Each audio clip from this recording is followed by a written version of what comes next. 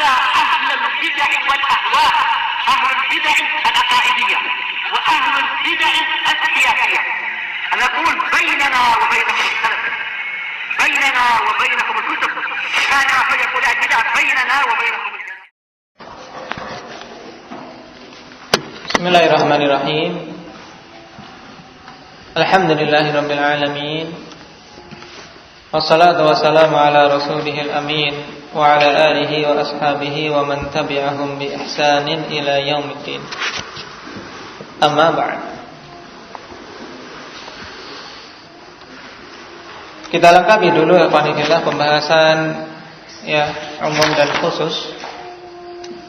Kemarin ada beberapa contoh yang Syekh Ibnu Utsaimin rahimahullah taala menyatakan ya belum mendapati contoh untuk perkara tersebut, yaitu tentang taksis apa, Abdul Rahman?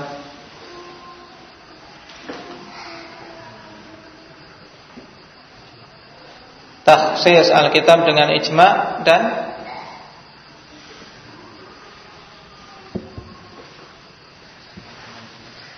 taksis sunnah dengan ijma'.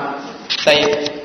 Yaitu pengkhususan dengan ijma' ini yang beliau katakan tidak didapati contoh yang selamat. Pada taksis Al-Quran bil ijma' beliau mendatangkan contoh, tapi beliau katakan contoh ini ya tidak selamat dari kritikan, karena memang ya pendapat tersebut pendapat yang marjuh.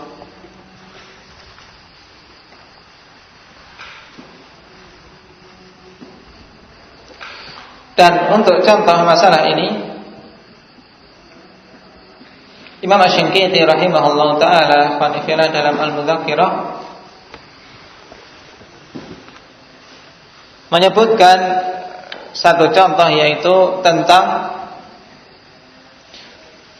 saudara perempuan dari susuan.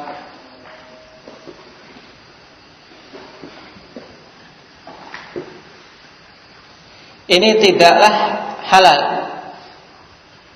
Tidaklah halal dengan sebab dia menjadi budaknya.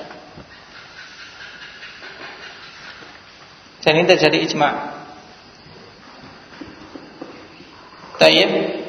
Karena budak perempuan itu halal bagi sayyidnya, sebagaimana Allah Subhanahu wa taala katakan, "Aw ma malakat aymanukum fa innahu ghairu malumin."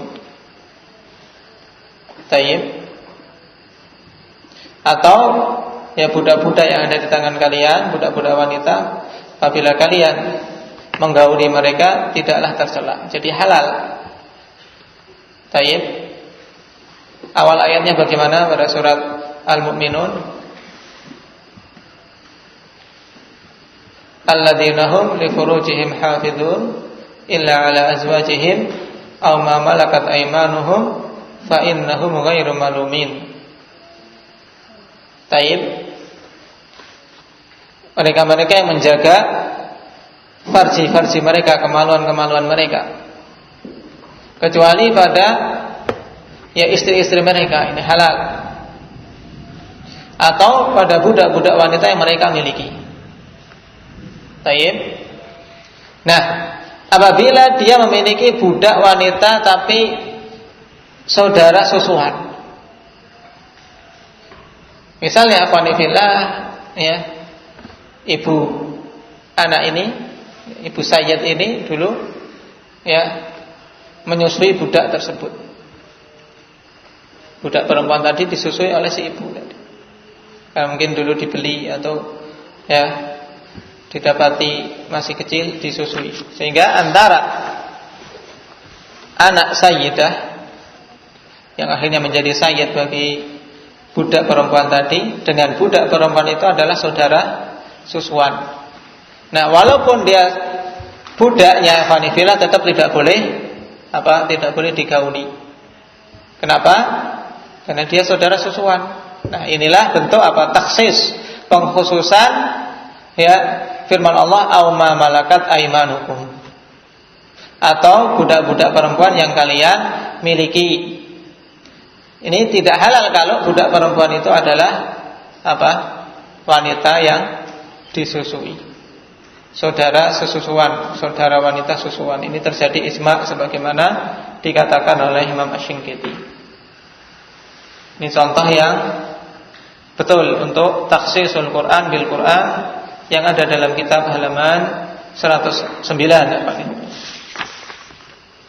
Kemudian untuk contoh yang juga belum didatangkan oleh Syekh Ibnu Utsaimin, yaitu takhsisus sunnah bil ijma'.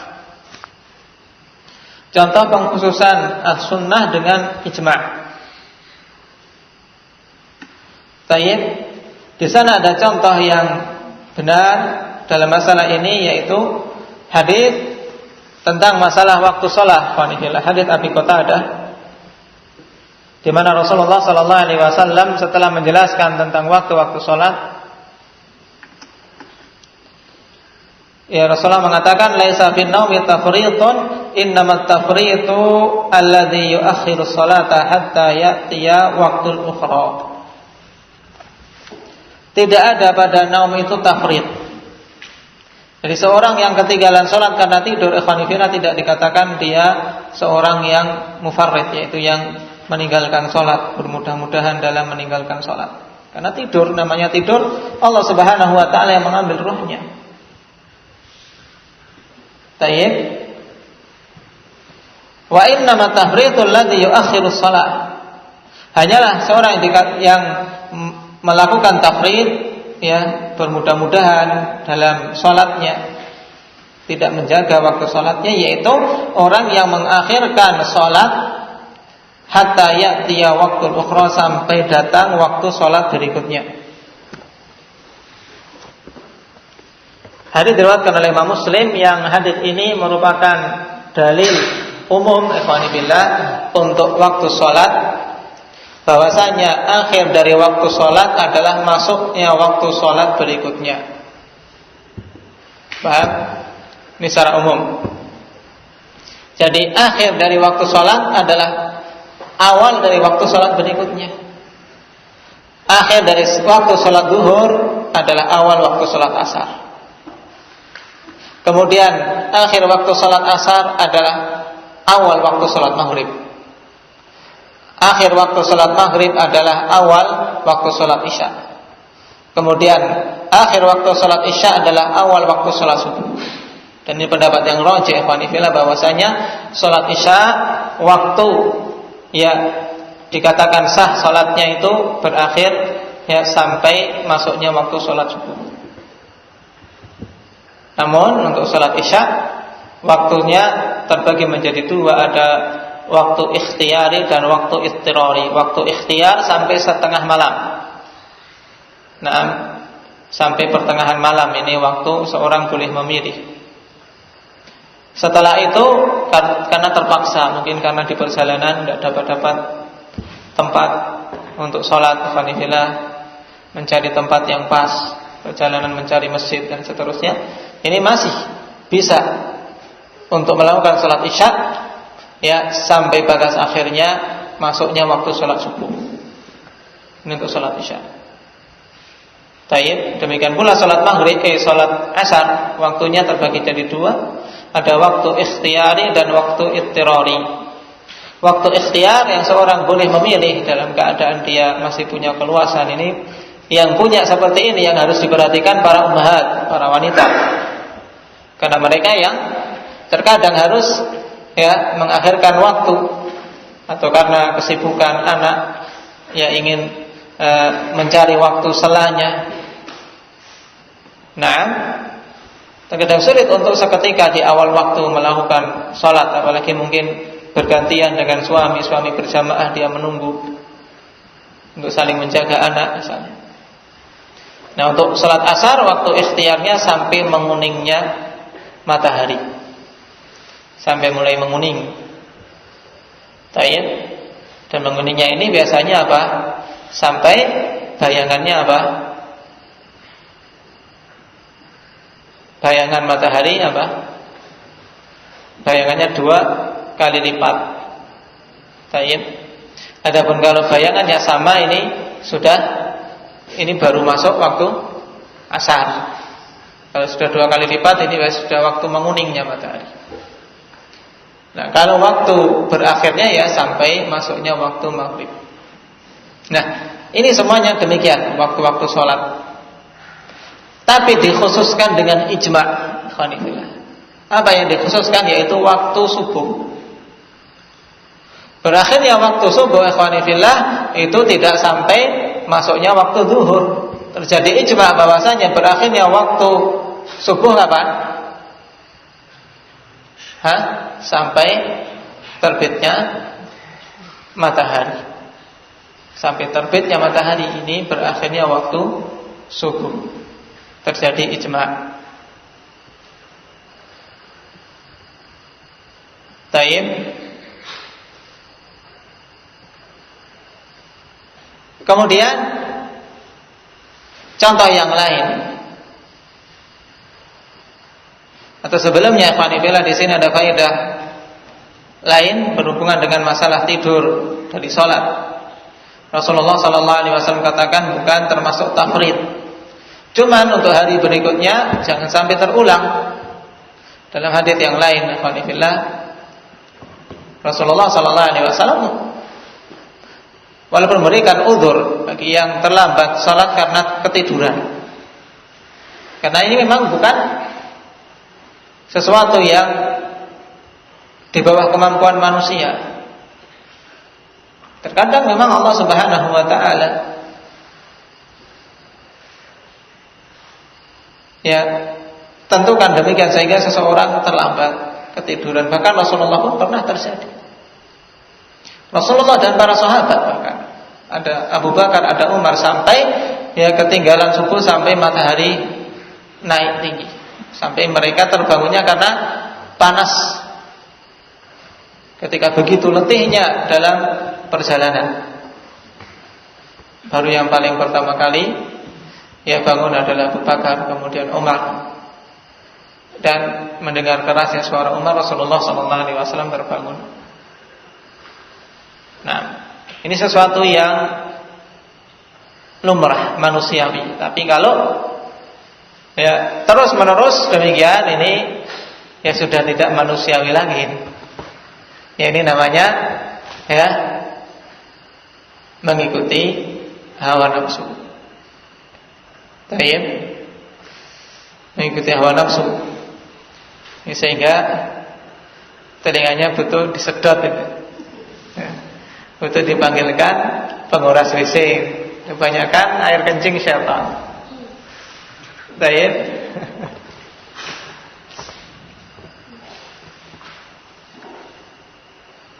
Contoh yang lain, hadis al-ma'u tahurun la yunajjisuhu syai'un. Ini hadis. Air itu suci, tidak menajiskannya sesuatu pun. Jadi hadis ini nasnya ikhwani fillah bahwasanya umum mencakup bahwasanya air itu semuanya suci, tidak ternajiskan dengan sesuatu pun. Nah, lafadznya umum. Nah, dikhususkan dengan ijma', yaitu sampai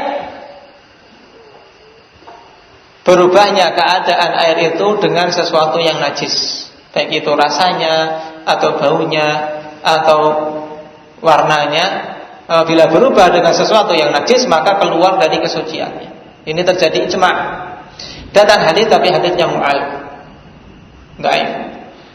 Sehingga para ulama berijma' tapi. Jadi terjadi ijma' bahwasanya air kalau sudah berubah dengan sesuatu yang najis. Ingat-ingat, berubah dengan sesuatu yang najis.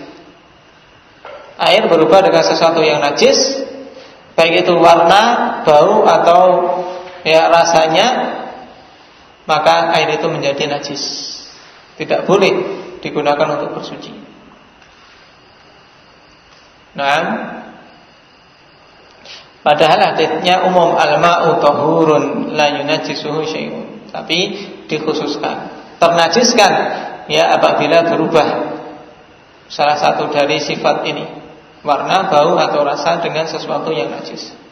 Sehingga misalnya air satu kolah kecemplungan ya kotoran sedikit, tidak berubah warnanya, ya tetap dalam keadaan sucinya. Tapi kalau ya terjatuhi najis sampai berubah warna, bau dan rasa, atau salah satu saja dari ketiganya, maka hukumnya najis semuanya. Tayyib.